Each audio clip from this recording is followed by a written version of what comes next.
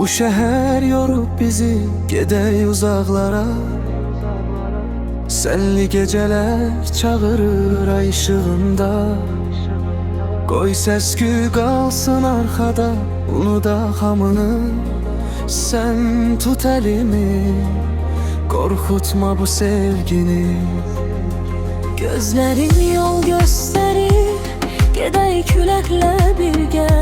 Durma baxma arxaya, yazılıb adımız göydə.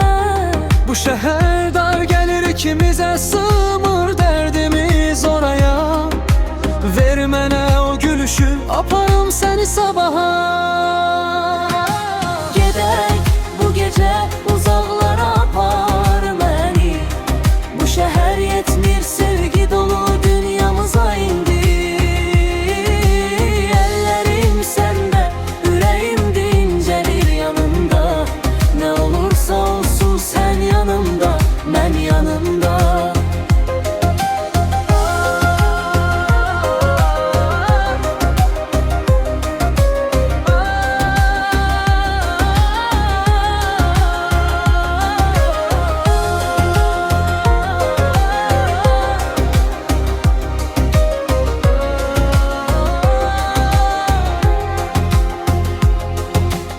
Qoy külə sığallayacaq saçlarım yollarda.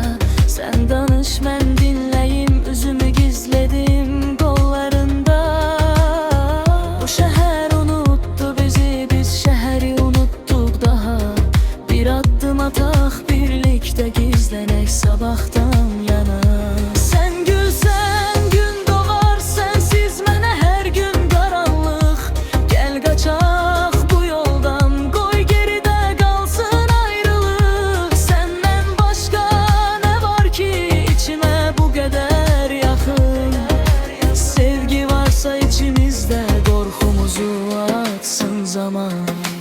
Gedək bu gecə, qoy yollar sonsuza axıb getsin. Bizdən qaçan xəyallar geri dönüb bizə çatsın. Əllərim əllərində, ürəyim ürəyində sol. Nə olacaqsa olsun, sən yanımdasan yetər.